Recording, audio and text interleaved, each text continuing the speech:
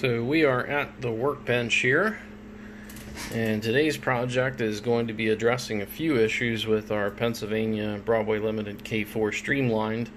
Main issue is that it's kind of cutting out and losing power and kind of at random, so it needs a better capacitor in here or keep alive. And the other issue is the speakers just sounding pretty weak. Not very dynamic. So I have not taken one of these apart, so I'm not sure what kind of setup is used in here. We'll kind of see as we go along. And I picked up the Broadway Limited, they call it their Go Pack. It's like their Keep Alive. And there is a specific plug here that should plug into the board on this. And the models are identified by this little sticker right here. It says that it accepts Go Pack. So I know the new GG1s have that on them. This run of K4s has it. And I believe that anything with a Revision H board will have that as well. So, and I think also Broadway Limited has some Revision H boards that they can swap out for other Paragon 3 models. Not sure how widely that extends, but we're not going to cover that in this video. So the easiest way to do this is to disconnect the tender from the Locomotive first. Some models will come packaged separately already. This one kind of comes tied together, and you'll want to be super careful when you're doing that. There's a wiring connection, and also there's a tether that kind of snaps in above that. You'll want to use some kind of foam surface or something soft when you're taking them apart. Don't do it on a table. You're going to scratch up the sides of your model or drop it, or worse. If you don't have a foam cradle, use something else soft, maybe like a pillow. That'll work pretty good as well. So I have this apart here, and we're going to go ahead and take apart the tender, which usually the tender is going to be secured by some little Phillips screws on the bottom. I'm just taking a look here, and you can see one of them here. Probably one, yep, right there. And on the back, we got two more at the rear. So we're going to head and remove those screws. So I've gone ahead and undid those 4 screws, and you'll see that there's a connector here up to the rear light board, and I'm going to go ahead and disconnect that plug just so I have this free and out of the way. So I've gone ahead and removed this little piece of foam here that covers up this kind of like antenna for the Rolling Thunder system, and on the board here there's clearly one port. That's a different size than the other two, and it's the only one that will work with the Go Pack. It only fits in one way, and in this application we have more than plenty room to put this little guy wherever we want to. So we're going to address that next, but first I'm going to go ahead and remove the decoder here and get some more access to the speakers and see what we're working with there. So with the decoder kind of out of the way, there's really only just 2 screws that kind of just move this out of the way, and I unclipped 2 of the clips here. The power wire one goes in up front here, and then the other is connected to the speaker port there, just so I have better access to this. And we're taking off this little plate.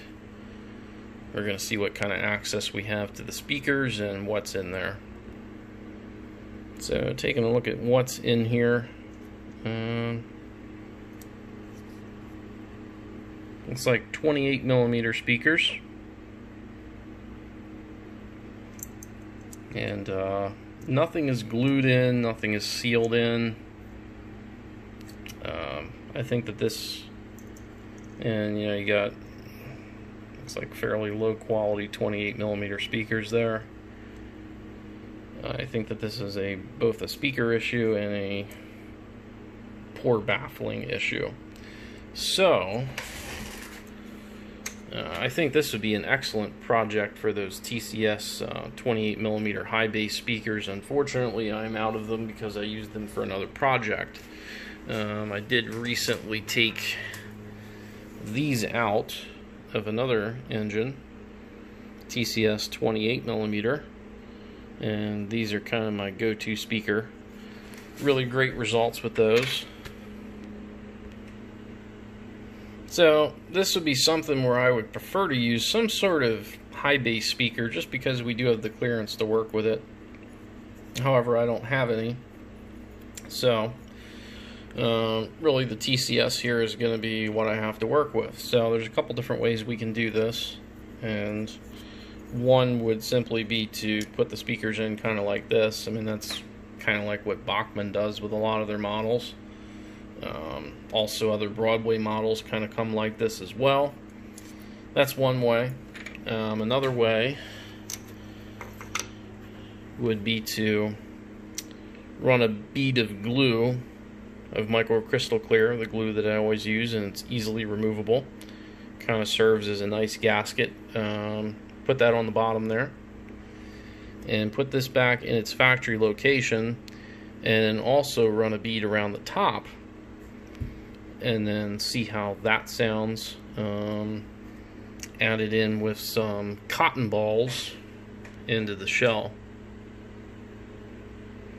Potentially also maybe running a thin bead along the outside on the Locomotive and kind of seal everything up. I've done that on some other Broadways as well. I would prefer not to have to do that. We'll see if we can get away with it, but we're just going to go ahead and do the gluing part here next. So on to the gluing, and this is what I like to use. And for my applicator, I prefer to use a toothpick. The really nice thing about this, a lot of people when they hear that, oh, you're gluing something, they think, oh, that's just never going to come apart, it's going to be ruined. This type of glue right here, it kind of almost dries on like a rubber. I mean, you can literally pull it right off. I mean, there's some that's glued onto the end of this here, and you can just kind of just pull it right off of there. I mean, it's good enough to hold, but I mean, if you just peel it off, it just comes right off. It does not damage paint. I mean, I could literally cover this whole shell in it and then just peel it right off. It wouldn't ruin the paint at all, whereas something like this, it would be permanently ruined. So we're going to go ahead and do both sides of this here and get our speakers in there. The other thing that we'll need to do too is to chop off this connector here so that we can plug in effectively to the old spot here on the board. And I just realized that this is not going to work because I need something that's going to be an 8 ohm load, and these speakers are actually set up as a 4 ohm load. So I'm going to have to go with a different speaker choice. So I found a better option here. These are ESU 28mm, which is the right size for here, but they're 4 ohm, so I can wire these up in serial to create an 8 ohm load, which is what the Broadway decoders are set up for. So I'm going to go ahead and get these out of their packaging and get them wired and soldered up here. So I've gone ahead and kind of glued the bottom there, and I got my first speaker in here just to give you an idea before I put the second one in. Just kind of what I'm doing, just a thin little bead. You don't need much. So I've gone ahead and resoldered on my speaker wires here, and we are wired up in series, which basically means that we come in here, go out to the other terminal, and then exit out of there. So it's kind of like a big loop.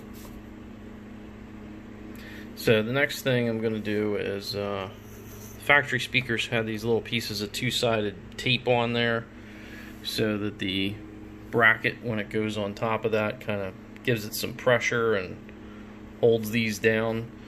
I'm going to use some two-sided tape here to kind of replicate that effect. So we'll go ahead and do that next and get that top plate attached. So as you can see here, we have our go pack, just two-sided taped onto the back there. You want to make sure you have enough clearance that the tender can fit back on. There's plenty of room in here. Some installs may be a little more cramped and you may have to be a little more creative with that. We got our speakers hooked back in here, and we also have our power feed from the tender pickups plugged back in there. You can see the little port for the go pack right there. And the next thing we're going to do is go ahead and place this foam back on top and secure down that antenna for the Rolling Thunder, just as Broadway had it. So before we put it back together here, I just want to give you another shot here, and got some cotton balls in the front and back. I would do it across the whole roof if I could, but I want to have some breathing room here for the decoder. And then we'll want to connect our electrical harness back there for the rear lights, and then we're ready for some testing to see if all this stuff does what it's intended. So let's see if any of this worked.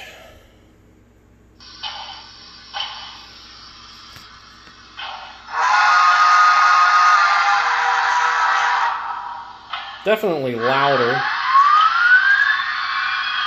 Not quite the bass response I was looking for, but a different speaker choice may fix that. That's definitely got Keep Alive in it.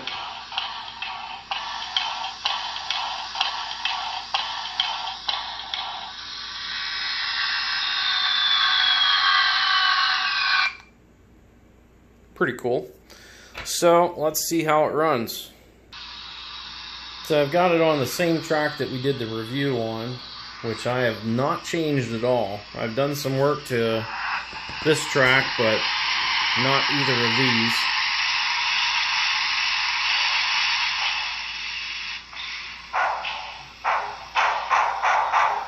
Let's see if it cuts out in any of the same places,